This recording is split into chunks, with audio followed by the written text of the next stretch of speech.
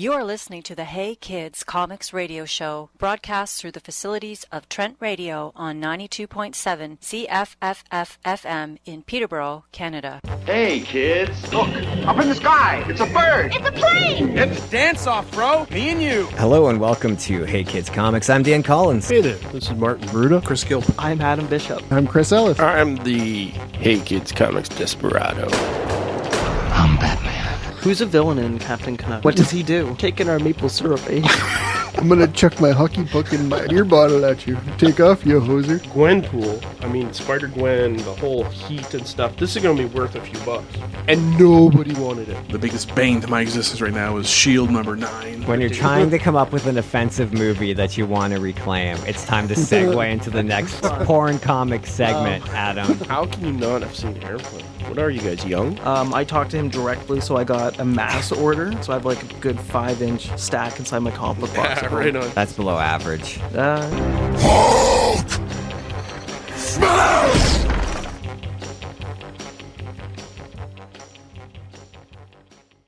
Ladies and gentlemen, welcome to the Hey Kids Comics Radio Show. I'm one of your esteemed hosts, Martin Bruda, and with me today are Dan Collins, Chris Ellis, and Adam Bishop. Gents, how are we today? Batterific. Bat-tastic! Fantastic. Well, second episode back from our summer hiatus and the theme. Self-imposed exile. Self-imposed exile, yeah, exactly. We were self-healing.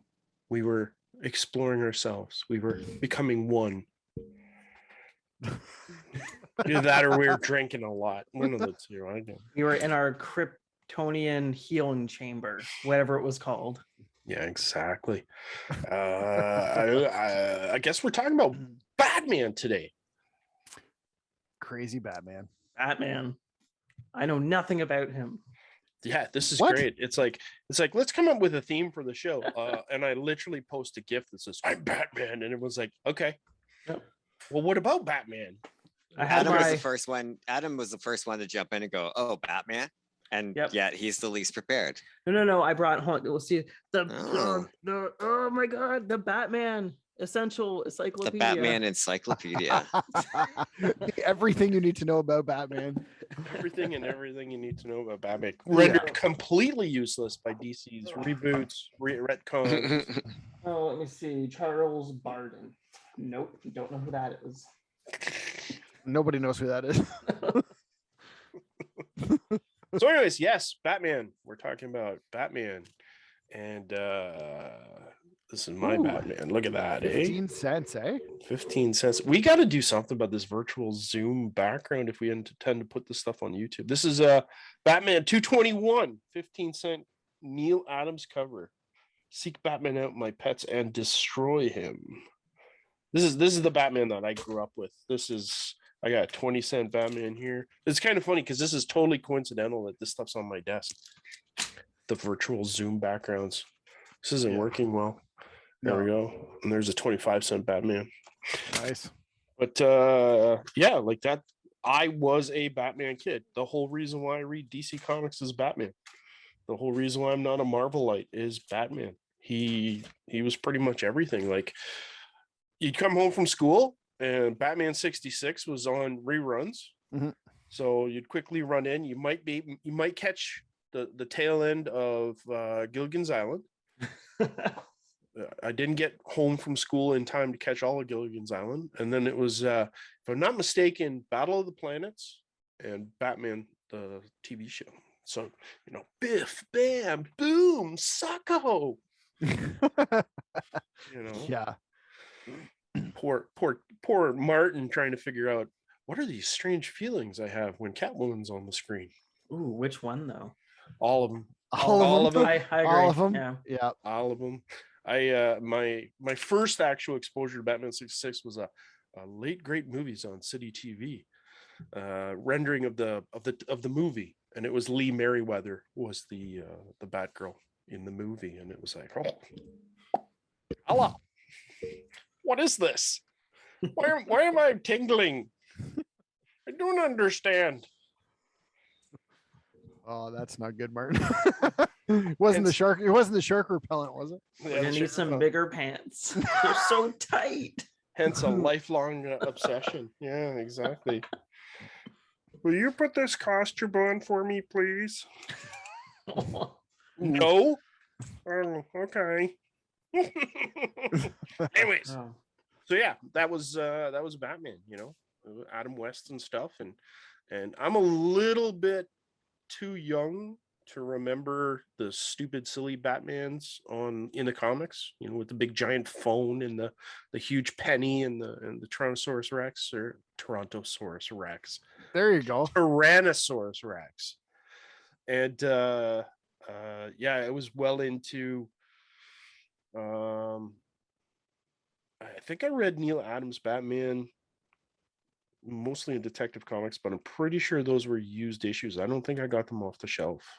I think we're well past that. I don't know. Like I said, I started reading comics when I was 3. You know, not necessarily reading them. My mom would just, every time she went to a grocery store, she'd buy a comic book, a Golden Little book, and a Hot Wheels. And every week I got a new comic book and a Hot Wheels and a Golden Little book. So yeah, I was looking at pictures long before I was reading them, and Batman was just cool as anything. And then he's on TV, so it's like, oh, even better. Nice. Even better. That's still your routine to get a comic and a Hot Wheels every week, isn't it? No Hot Wheels. I don't get Hot Wheels anymore. No, you got cut back. Holy moly! I'm looking at all this. What do we call this? Memorabilia.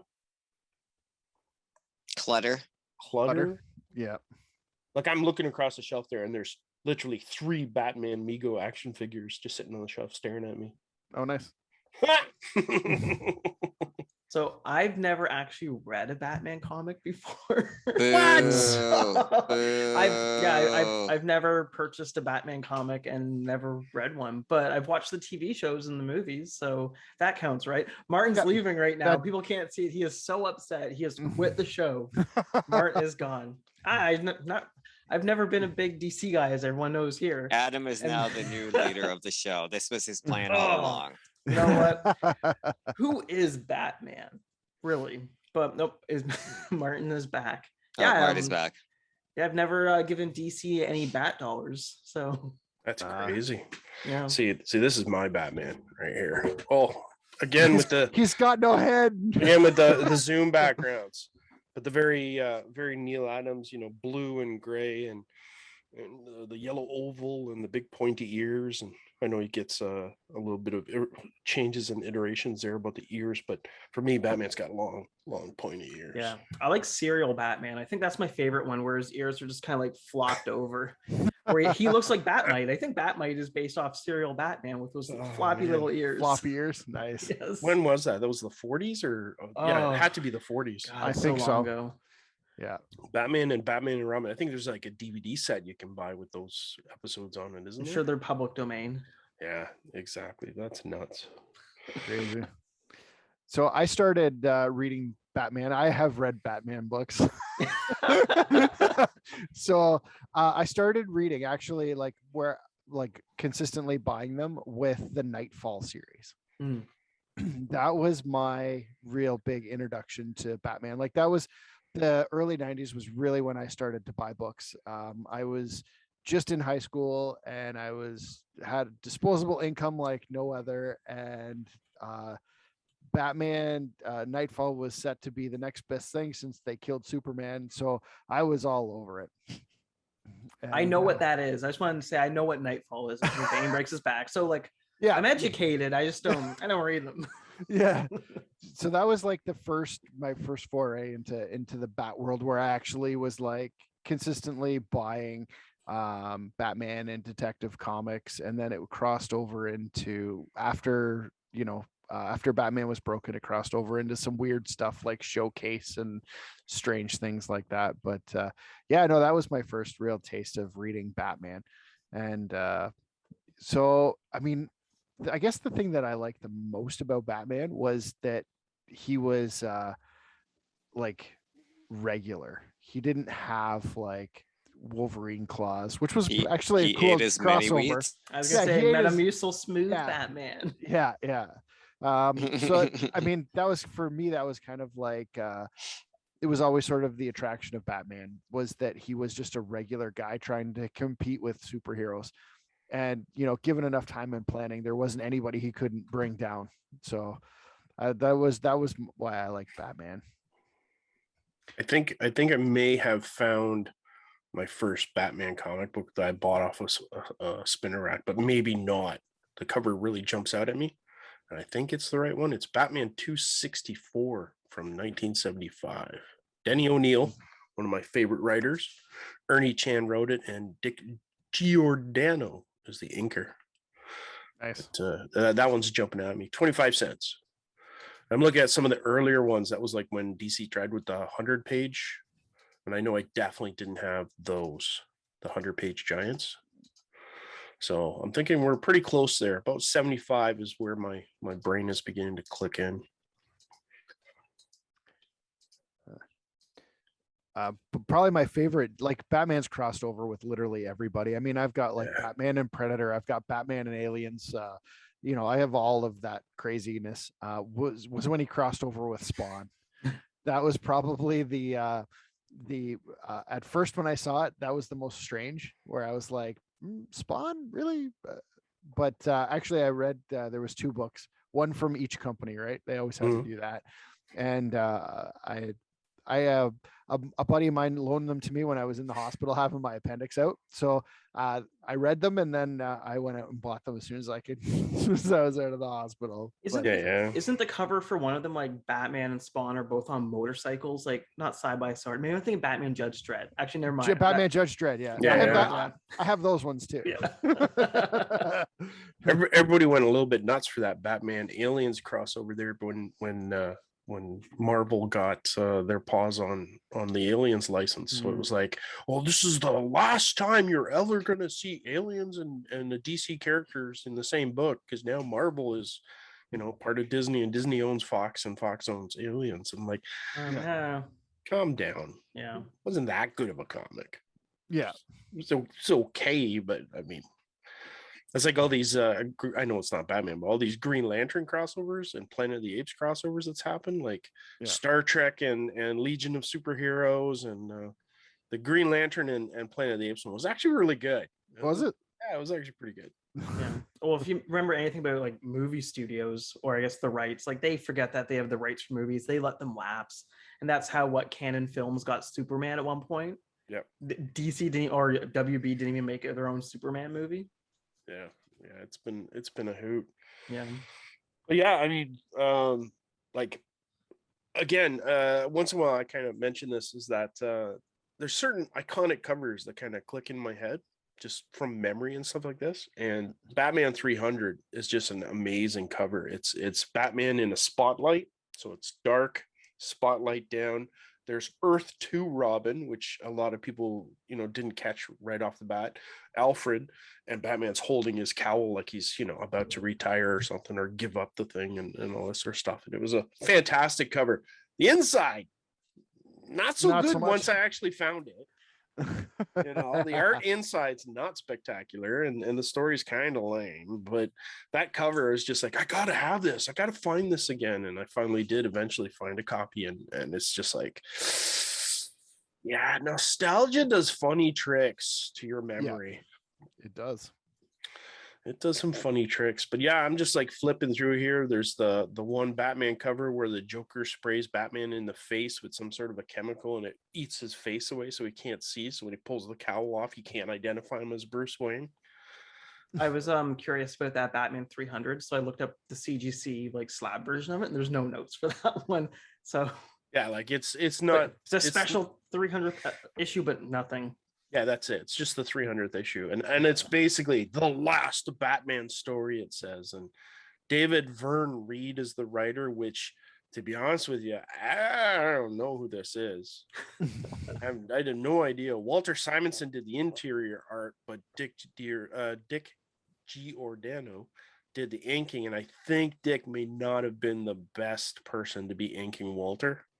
Yeah. Like Dick's a great inker, don't get me wrong, but it's just, it's not as spectacular as you would expect it to be, unless my memory's playing games, and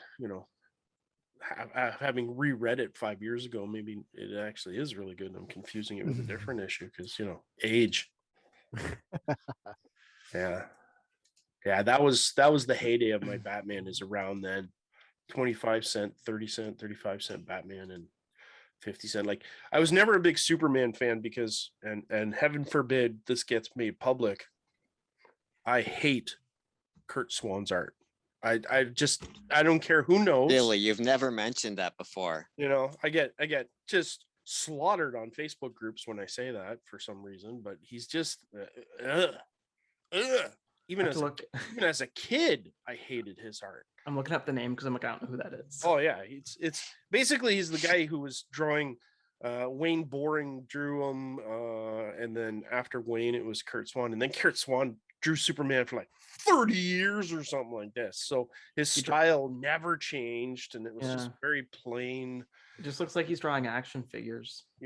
Everybody's like, "Oh, he does really dynamic art." I'm like, you put any Curt Swan pose beside a Neal Adams pose or Jack Kirby pose. Like, I know Jack Kirby's more stylized, but his posing is fantastic. Like the character, Jack Kirby's characters are bouncing off the screen, like it's coming at you and stuff.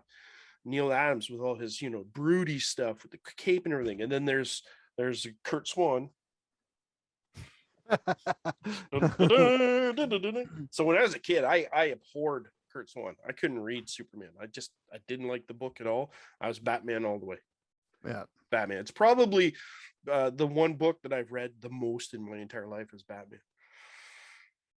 Flash is a close second, but that obsession didn't really hit until Wally West took over as the Flash after Crisis on Infinite Earths. But yeah, I'm just here on Mike's DC. If you don't know what Mike's DC is, it is like one of the greatest comic book resources. And it's not just DC Comics. Everybody's there, Marvel and a whole bunch of other things. But you can do a full search of every single issue, every single comic book and you get all sorts of information, like on sale dates, like when it was actually on sale versus the cover price, and all sorts of neat things like that. And I'm just flipping through the cover gallery here, and it's like, oh, I had that one. I remember reading that one. The Christmas issue with Blockbuster, yes, with the wreath around the cover, yes, I have that one. The nostalgia is just kicking in, and I'm only on 310. I haven't gone past 10 comic books yet, and I'm still like, oh, this is cool. Yes. Yeah. Did you ever read like the where Batman became a vampire? It was an Elseworlds book. Where it was like Crimson Mist. What was the other ones? Wasn't there one called Plague? No, not those ones. It was 3 books. There was Crimson Mist. Frig. Now I gotta look it up. So here we go, frantically typing Batman. Vampire. Who's got the loudest / quietest keyboard? Yeah. Kelly Jones did a vampire Batman. It's literally called Batman Vampire. Yeah, no, it's not that, but it was like, I remember the Crimson Mist one. That one's the one that sticks out in my head the most. Red Rain, Bloodstorm, and Crimson Mist. Yes, Red Rain. Yeah. Those were some pretty good books too. They were fun. Ooh, his ear things are so big on the one cover. They're massive. That's what she said. Dan, do you like Batman? Have you read one of his books? I have not read those books. No. There's a pretty famous, if I'm not mistaken, Batman versus Dracula cover. I think. Who bites who first? Batman Dracula. What issue was that? I've got, and of course, it's not officially Dracula, right? Oh my god, it says that Batman used silver batarangs against Dracula, which would make sense, but how silly. I've got seen Batman versus Nosferatu. Yeah. Have you seen the Batman cartoon? The Batman cartoon. Oh no, I don't like the art style for that one. It's and like there was owls, a great like weird Batman versus Dracula like movie that was a part of that, and the ending was great because like they're fighting in the cave or whatever, and then all of a sudden, the fight ends and Batman's got his cape outstretched and Dracula's in front of him like cowering, and Batman whips his cape down, and all of a sudden light comes flooding around them and onto Dracula and kills him. And it was good. It was good. Yeah, I can see with the Google image search a whole bunch of the screen grabs from that. That's one series that I didn't watch. Sorry, is The Batman. No, I've seen some of the. I enjoyed it. That one. Like it's no Batman the animated series, but I still, I was an adult when it came out. I was probably 30 when it came out, and I enjoyed it. Isn't that the one where he crossed over am with I an adult Scooby-Doo? still?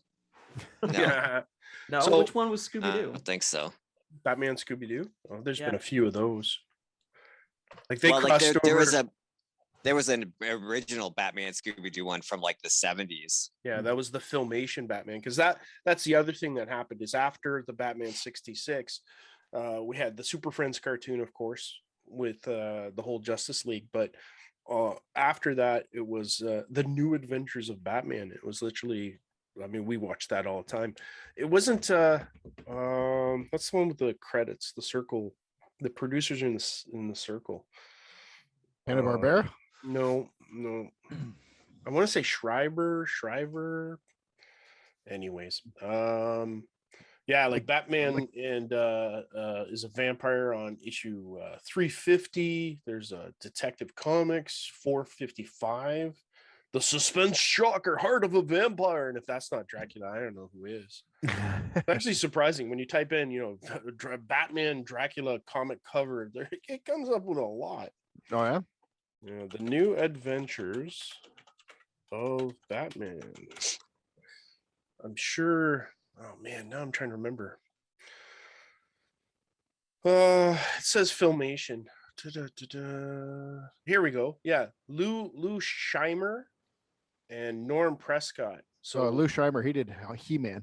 yeah, so it was his name and another guy's name going in a circle on the credits. No, maybe. Anyways, that was a fun cartoon. That was pretty good. Those were I think that was late 70s. Yeah, that was voiced by Adam West too, right? If I recall correctly, yes, they had Adam West and Burt Ward doing the voices. I know at one point in time, Casey Kasem was doing some of the voices for some of the characters, but I can't remember if that was this cartoon or Super Friends. But yeah, Batman Scooby-Doo crossover is terrible. Those ones are truly terrible. That bad. That like I've watched them with the kids and they think they're fun or whatever, but they're just like mind-bogglingly bad. Now, whose fault is that? Is that Scooby-Doo and gang's fault, or is that Batman's fault? Ruh-roh. I think it's Batman's fault in this particular series because that was a series, not just a movie. Like it wasn't. It's not a movie. They make it like it's a movie, but it's like a bunch of episodes they put together into a movie because they clearly have every 22 to 25 minutes. There's a stop where it was an end of an episode. Yeah. But like Batman and Robin are just ridiculous in it, and yeah, I can't remember the plot. I seem to recall one of them involved a house that flipped upside down and all the furniture was glued to the floor somehow, or it's glued to the ceiling so they could like have this house flip upside down, and like I don't know, it was just bizarre and weird. Were those were episodes of Scooby-Doo then? No, it was specifically like it was a Scooby-Doo Batman crossover show. Yeah. Or something, I don't know. Scooby-Doo meets Batman. Apparently you can get them on DVD. Yes, my kids have them on DVD. There you go. Oh my gosh. So you don't have them there with you, those DVDs? Me, no. The Joker and the Penguin were in there. What? Yeah. Now they met up again. The what was it? The Brave and the Bold version of the Batman cartoon. Who did the voice of Batman in that one? The guy from the Drew Carey show. Not Ryan Stiles, but no, the other one. Yeah, I can't remember his name. Guy with the German name. Yeah. Diedrich. The one from Diedrich Jay and Botter. Silent Bob. Diedrich Botter. But so I guess they had another crossover in Batman Scooby-Doo. What did Diedrich do the voice of Batman? Which series did he had a series where he did the voice? Yeah, it was called Brave and the Bold. Oh, was it just Brave and the Bold? Okay. Yeah, it was basically Batman teaming up with everybody, and the art style was a little bit more kid friendly, but not more cartoony. More cartoony, but not crazy. Like more like real cartoony, not anime. Yeah, not anime. Yeah, I've seen a few episodes of that. Yeah. Now I do have a massive. I mean, Adam. Oh, I didn't watch I didn't read Batman. I have a confession to make. I have not seen an entire episode of the Batman Adventures, the Batman Paul Dini and you haven't seen a full episode of Batman the Animated Series? Sam Tweedle is rolling around in his bed right now. It was just in that phase. Unrelated to this. I don't believe that. I don't believe that. I've caught in a few glimpses of episodes. Emmy award-winning Batman. I own the box set in Blu-ray. I just haven't popped it in to watch. It was always I got to catch up on this. You haven't even you own it and you haven't even watched one episode. I haven't watched it yet. Not okay. Not a single episode. Like it's not okay. It's great. Like I saw a couple of a minute clip online at some point in time about the Harley Quinn episode, and I'm recognized the characters and stuff, but I've never watched it. So I actually have a confession. Which is not that I haven't watched it, but that I actually didn't like it as a kid. Yeah. I didn't like it as a kid because like it was the only thing that was on like Saturday afternoon. And I just was like, I didn't like it. I hated it.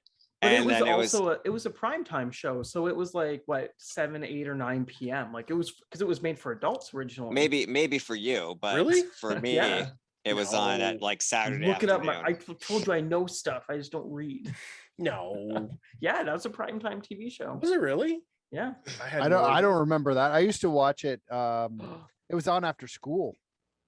Eventually, you get home from school. I'm looking it up. We're all gonna have a race. Everyone can listen to keyboards. No. So anyways, so I watched it a little bit on Saturdays growing up, didn't like it. And then, when I got to be a little bit older, I was like, oh wait, this is actually kind of cool. And now the theme song from that episode can make me jump up and fist pump anytime I hear it because it has such a great theme song. And I too have I've watched the entire series, even the terrible like 4th volume where they just have crossovers the entire time with different characters. I've watched the entire series on DVD and have it on Blu-ray. I haven't watched it all on Blu-ray yet, only a few episodes so far, but there you go. I do enjoy it. Apparently, the first episode was aired September the 6th, 1992, which is a Sunday, but it doesn't say what time. 4:30 p.m. and then it was broadcast. I'm looking at it as well. So, Batman the Animated Series premiered on the Fox Broadcasting Company's children's block of Fox Kids on September the 5th, 1992, and aired in that block during weekday afternoons at 4:30 p.m. Yep, when I got home from school. You're so full of it, Adam. I'm trying to remember. Shut up. Yeah, that's when I used to watch it. It was I'd come home from school and my buddies and I would come home and we'd sit down and at my parents' place and chill out on the couch and watch that. And then like, I don't know about you guys, but like at our house, dinner was like 5:15 sharp. So you were like, it's a good thing that show's over at 5. So here you go. Adam's not full of it completely. See? Fox also began airing episodes of the series on primetime Sunday evenings, followed by live-action sitcom Shaky Ground. However, the TV ratings fell short as the show aired opposite the perennial favorite 60 Minutes, and the series was removed from this time slot in March 1993. So my memory's a little foggy. There you go. In 1993, how old were you, Adam?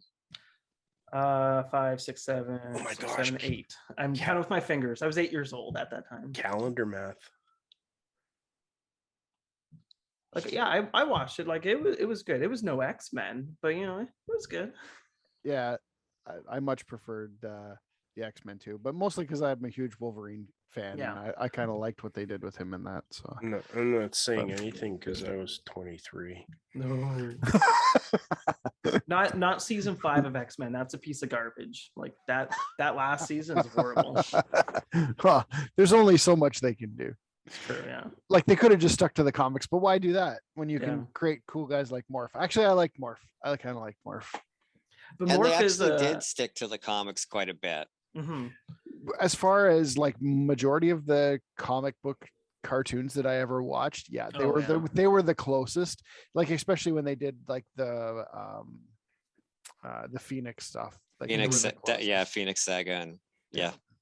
Now, how sad is it that again I was 23 when this show premiered, which kind of explains why I didn't watch it, but I do know the X-Men cartoon theme song. Yeah. Everybody knows that. Like, how is that possible? How is that possible? It is a catchy song. A horrible Batman cartoon show, which a lot of people love, is Batman Beyond. But why you didn't like Batman Beyond? Oh no, I did not like Batman Beyond. Oh, it was a neat concept for sure. There was too many of those. That Joker gang was too much. Oh yeah. But old decrepit Bruce Wayne with the exoskeleton and stuff. And but that show got into territory where Bruce Wayne injected his DNA into Terry's dad, so Terry was actually like a clone or Bruce Wayne's kid. All right, so he hijacked his body. That's no worse than things that are done in the comics every day, though.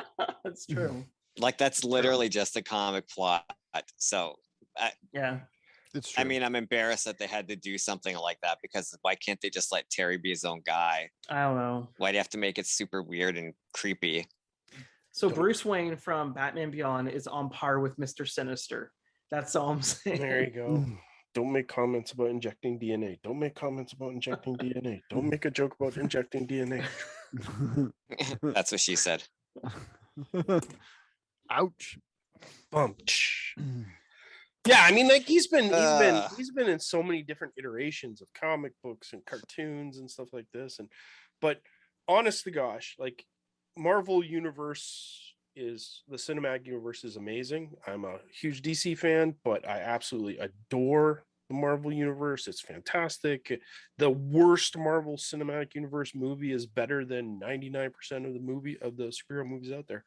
But in 1989, when Tim Burton's Batman came out, like I had a Batman t-shirt that I got at a flea market, and it was a bootleg of the TV show Batman thing. That was the only Batman t-shirt you could buy in Peterborough, Ontario, Canada when I was a kid. You couldn't get another Batman t-shirt. There was underoos back in the 70s, but you can't wear underoos to school. Well, you can, but then you get sent home. You're probably encouraged to wear them at somewhere on your body. You're also encouraged not to show them off. Yeah, exactly. Yeah. And then all of a sudden, Batman, Tim Burton's Batman's coming, and there is Batman memorabilia everywhere. Like I went deep. I must have had 14 t-shirts with Batman stuff on it from Eaton's and from Sears and stuff long before the movie came out. I was second in line to see that movie downtown. Me and my little sister were there and a couple of other guys, and we were like second in line to get into it. It was just amazing. Like, and then the credits roll, and there's that video camera panning over the Batman logo, doing its thing with Danny Elfman's music, and it's just that was a game-changing movie. That was fantastic. And I think it was a real switch from making DC movies be a joke. Yeah. Like kind of up till that point, like Batman was a big joke, right? Like because he had gotten really light and fluffy, like with the 60s show. And it was kind of the first delve into like, well, Batman where he becomes the knee breaker, right? Like he drops the guy off the building. He won't die, but he's going to be messed up pretty bad. So like that became the Batman that they showed. And personally, I'm kind of excited to see the new Batman movie when it comes out, because I find that whenever like society gets down on an actor for playing a part when they're like, oh, that guy's never gonna do it. He's never gonna be great. He sucks. Like he just can't do it. Like they said the same thing, about Michael Keaton.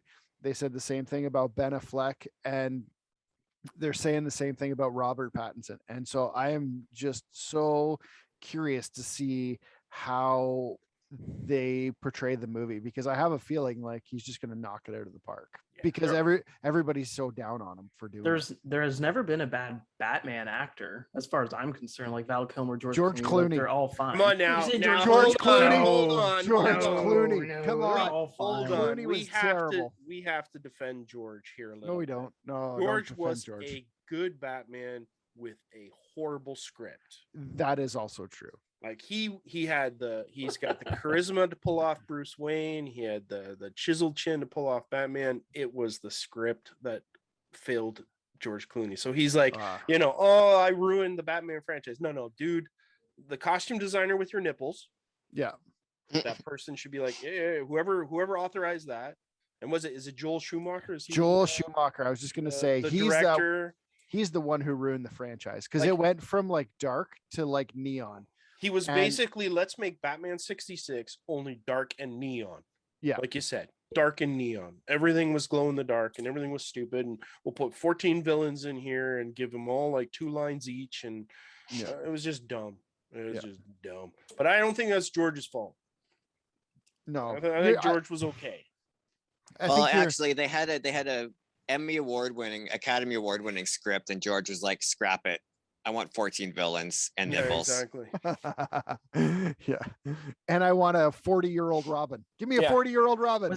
Was Chris O'Donnell 40? No, I think he was 30 though. He had to be at least 30. Yeah, he wasn't young, that's for sure. No. And it's just, and you can see what a total tonal difference it is from the Tim Burton's first movie to that last movie in that series. I mean, it was just I can barely make it through that last one. Oh, it's not a great movie. Is that the Jim Carrey one, or is that the okay? Yeah, I'm pretty sure I get them confused. The Jim and the Arnold ones. I'm like, I don't know which one's which.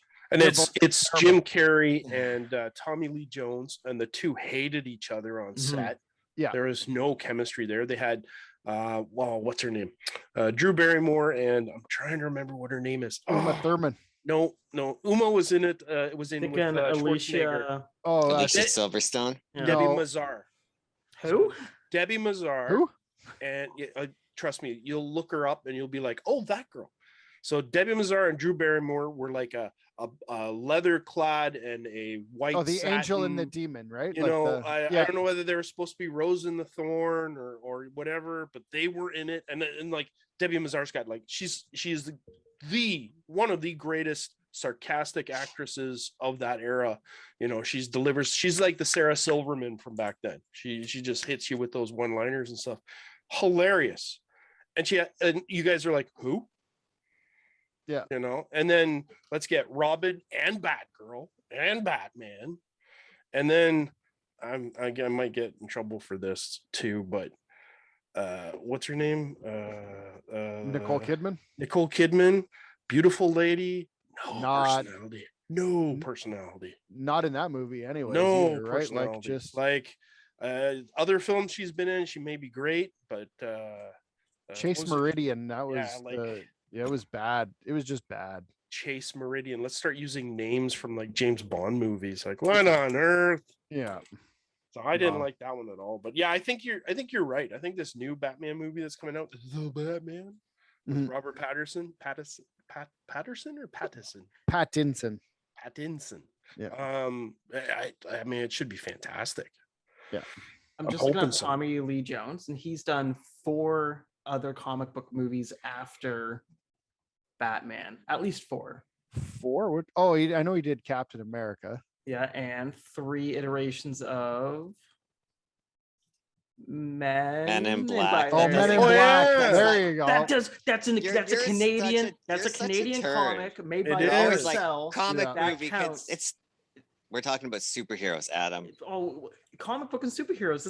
Dan, come on. No, Men in Black is comic. Men in Black is closer to Batman than like Road to Perdition and A History of Violence, which are both based on graphic novels, but or Ghost World. Yeah. But if you hit YouTube, there's interviews left, right, and center about Jim Carrey talking about how him and Tommy Lee Jones did not get along at all. Like not at all.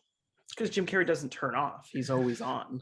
And he's improving and he's being spontaneous. And let's do 12 takes because each one is going to be a different line, kind of like Robin Williams, and you guys pick which one you like best. Tommy Lee Jones this is the script. I'm a serious actor. We got to do serious actor. And then he's like, it was just bad. It was just bad. Yeah. Just bad. I think it was bad casting too. Like Tommy Lee Jones is a fantastic actor, but should he have been Two-Face? Like never in this lifetime. No. Alicia Silverstone is pretty. She's a good-looking girl. Should she have been Batgirl? Not a bloody chance. Yeah. Chris O'Donnell, I like him, but as Robin, like, give me a break. So I think it was just bad casting. I disagree with three of those. Well, two of those. I think Tommy Lee Jones could have been This could have been fantastic if he was the sole villain. Yeah. Well, and if he got to actually do a good job, be featured, not just be the guy glowering at the Riddler. See, this is part of the bad legacy of the Batman 66 TV show is this whole idea of camp, that you have to be satirical when you're doing a comic book character and stuff. And Tommy Lee Jones, there was another instance of this that Punisher, Punisher Warzone, which is one that's the good one. That's the Ray Stevenson one. Yeah, Ray Stevenson was an amazing. He was awesome. He was amazing fantastic. Punisher. Yeah. But what was his name? Dominic? No. What was the Jigsaw? Jigsaw. Jigsaw. I don't know, but guy he was from The Wire. Love him as an actor. He's fantastic actor. Terrible Jigsaw. I thought he was fine, but he was brilliant. But in that movie, he just cranks the camp right up, and just he totally took me out of the narrative of the movie. Every time I saw him on screen, I was just like, and then in the same vein, Thomas Jane, I think, is a fantastic Punisher as well. He's fine, and then they get John Travolta doing this weird, schlocky, campy bad guy again. I'm like, here's Thomas Jane being all serious, and then all of a sudden, okay, well, we got to have the comic relief. So here's the dumb roommates, the goofy roommates, and here's the over-the-top villain. I'm like, oh man. And they did the same thing with the Batman movie. I mean, it's like, it's just too much. Like Tommy Lee Jones as a burnt out sheriff sitting there reading his newspaper, not giving one single flying fig while drinking coffee during a movie. That's Tommy Lee Jones. Yeah. Like that. He's got some epic performances, and that was not one of them. No, but he could have played. I think a lot of it was Schumacher, I think, because he really was down on the camp aspect of it. Yeah. But I think like if Tommy Lee Jones had have actually like played Two-Face, like the way that even the comics portray Two-Face, like, yeah, he's a split personality, and so there's two sides to him, but they needed to delve a bit more into that as opposed to just like the stupidity that he spouted and ran around and just I mean the whole movie it was to sell kids toys, I think, honestly, to be 100% fair. Like it had gotten away from, like, I think when Batman 89 came out, it was the movie, and it was huge, big movie, and then the kids toys came afterwards. But I think by the time they got to the third movie, they were like, you know what, if we gear this towards children, we're going to sell like 150 times more toys. And I think that was more of the sell at that point, which is why I think, I think Tim Burton was getting too dark for them. And realistically, when you look at toys, it's a 3-year lifespan for toys, because you got 3 years of magical for boys toys, of magical time where that kid is 8, 9, 10, 11-ish. And then all of a sudden the girls tell him he's too old to play with toys. Yeah. And you get a boost from a movie that takes you past that 4th year. So like Star Wars came out, huge, massive. Empire Strikes Back, big. Return of the Jedi, how long did the line last in any kind of sales numbers after Return of the Jedi? An extra year and a half before things started fading.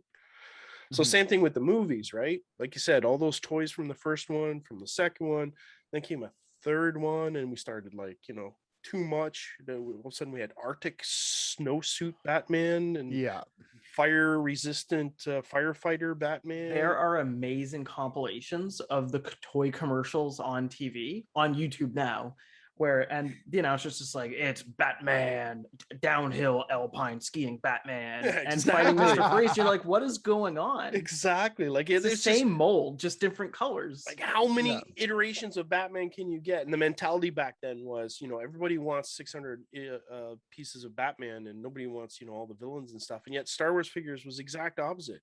We wanted, I had one stormtrooper. I didn't have 40 stormtroopers.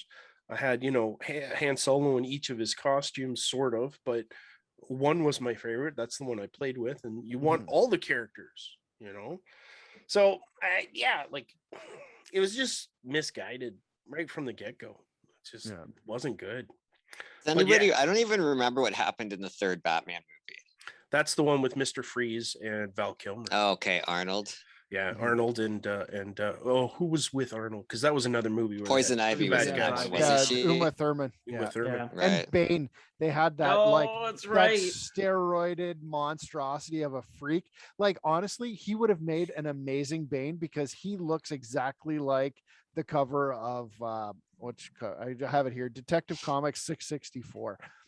He looks like that guy. Just, muscles on his muscles, and then they make him go. It was bad. They dumbed him down. They took a super intelligent character and they made him like a cucumber, and just dumbed it right down to like nothing. And what was even the point of having him in the movie if that's what they were going to do to somebody like that? The funny thing is that Bane looks better than the Dark Knight Bane. Oh yeah, but that's what I mean. But like, if they'd played it so that he was actually intelligent, like, that Bane should have been running everybody, not like Uma Thurman's like love pet. Yeah, exactly. I just finished watching that Val Kilmer documentary. Val. Oh yeah. Sort of autobiographical documentary. Yeah. And he has a nice little section there where he talks about the time as his Batman and stuff. And he's like, I'm a kid who doesn't want to be a Batman, who doesn't want to play Batman. And then he spent X number of weeks in that costume, unable to talk, unable to hear anything because it's all rubber, unable to move his head. And he just said it was such a physical ordeal that when it came time to do the sequel, he was just like, nah. Yeah. I want to be Batman, but I don't want this. Like, this costume's too much. And I think I was gonna say Buster Keaton. Michael Keaton. He's like, it was the same thing. 2 goes in the costume, and that was enough for him. Enough of the rubber. Yeah. I read an interview with Joel Schumacher, and he said the 2 greatest things that Val Kilmer ever did for me is say yes to playing Batman, and then make it impossible for me to have him back for another movie.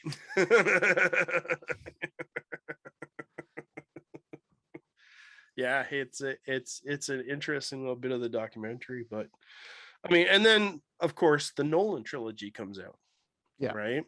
Where all of a sudden it's like, see, that's another thing. Everyone's like, oh, another Batman movie.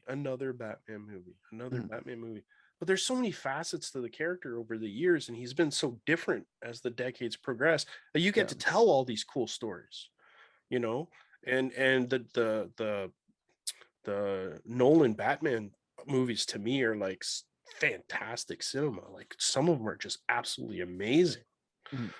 And the fact that they decided to go back and kind of do his the Ra's al Ghul training and all that sort of stuff was really cool. And they didn't even call the first movie Batman. It was The Dark Knight. So that was kind of cool. Batman Begins and then The Dark Knight. Yeah. So that was a lot of fun. Yeah. Those are really cool. Actually, you know what? When they first came out with those, I was like, well, I'm a comic book movie guy. Like, I gotta go see them. It's just the way it is. I gotta see it. And I think what struck me about like even that movie is that majority of the movie he's not Batman. Like it's his journey to become Batman. And I kind of enjoyed it. Like as much as I don't really like origin movies, it was kind of like something that's never been explored before. Like it's not like Uncle Ben getting shot, which they've done like exponentially, or like just I mean, we're done with the origin stories. Like, let's move on. I mean, don't do another Spider-Man. And that's kind of what I liked about the new Spider-Man movie was, yeah, they talk about it, but they didn't actually have to like go and show it. Like, they talk about Uncle Ben being dead, but you don't see it. It's because everybody knows it's been so overdone. So I'm kind of glad we didn't see Crime Alley again. Like, yeah, it just, exactly. Like, what was it? Batman v Superman, where the whole Martha and Thomas getting shot was just opening credit, like this little montage. Here you go. This happened. There's no need to spend Martha. Yeah, there's no need to spend an hour on it. Yeah. Well, and they did the same thing in the Punisher, the War Zone, right? Yeah. Like it is a 30-second flashback where you just see them in the park and you see the people shooting, and then that's it. And is that the one where they show them shooting every single member of his family? No, that's the Thomas Jane one. The Ray Stevenson one is him like at their grave crying, having a flashback at the park. Yeah. Yeah. Because you see them get shot in the park, but then there's no like the Thomas Jane one. It's like really long and drawn out. Like it's like the first. Dad, it's Uncle like the Pete, first. Yeah. It's my cousin's neighbor who came to visit me. No. Exactly. Yeah. Yeah. They're killing everybody I've ever known. Yeah. Yeah. Pretty much. I feel like that scene made a bit of an impact for Dan. Yes. That scene took me out of the movie. There you go. Yeah, so we'll see how it goes. It was neat seeing Roy Snyder though. Yeah. Yeah, he did. I don't think he's done too much, but not since Jaws anyway. Well, again, I mean, and then all of a sudden we get Batfleck. Yeah, that honestly, like I've said before, the absolute best Bruce Wayne and an amazing Batman as well. Like I kind of agreed. Like I was really impressed. And again, I know people were really down on him, and then they were down on his physique too. I don't know if you remember seeing like the videos where they showed like Jason Momoa and he's like, bruh, and he's like super ripped and cut. And then they show like, Henry Cavill and he's like, bruh, and he's like super ripped and cut. And there's like Ben Affleck eating a hamburger. And they're under like what 50 pounds of rubber. Well, like Batman is, and it's supposed to be bigger Batman. So I don't care. I'm not there to look at his body. But I know some people are. It's like I didn't even care about that, but it was just like the whole. They were just really hard on Ben Affleck as Batman. I would be hard on him too. Well, the other thing that a lot of people don't comprehend is Ben Affleck is actually a very tall individual and very broad in the shoulders. It's like Adam West. Everyone's like, oh, Adam West, he wasn't physically fit and stuff. And then you read interviews and stuff, and like Julie Newmar and stuff is saying he walked in the room, he blocked the sun. Like he was a big fellow, very broad-shouldered fellow. So the same thing with Ben Affleck. So what? He had a quarter pounder, big deal. Like you said, all that rubber and stuff, you can't see underneath that. And you can kind of tell that different parts of the Justice League movie were filmed at different times, post and pre-rehab. You can tell that there's a little bit more, bend here and there. But can we agree that Michael Keaton was the worst Bruce Wayne? No. What? No. Yes. No. Who was the worst then? Well, Christian Bale was a horrible Bruce Wayne. I hated Christian Bale as Bruce Wayne. True. I didn't think he was a good Bruce Wayne at all. But if you watch like just Batman from '89, like he doesn't fit Bruce Wayne. Like the stupid hair. It depends. It depends on the context again, right? Like in a post Batman Dark Knight Returns, Ben Affleck is the Bruce Wayne. The gray hair, the death ghost stare of having seen so much violence and crime. But pre that, Bruce Wayne is hanging out. He left Wayne Manor for a little while, and he was a playboy in a penthouse apartment with a big tree growing in the middle of this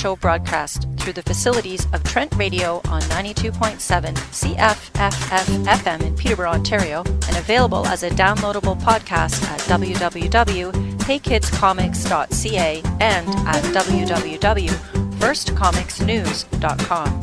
Promotional consideration for the show was provided by no one. Are you kidding me? We couldn't get advertisers if we tried.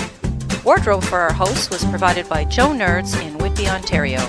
They don't know that fact, but that is where we get 90% of our clothes from. No animals were harmed in the making of this radio show. Marty tried, but allergies won't let him get too close to Sam's cats. The views and opinions expressed by Sam are solely his own and do not necessarily reflect the views or opinions of the rest of the hosts, as we all like The Walking Dead TV show. The Hey Kids Comics radio show is a Quinn Martin production and copyright Hey Kids Comico. Rebroadcasting in part or in whole of this show is forbidden, but really, who would want to anyway?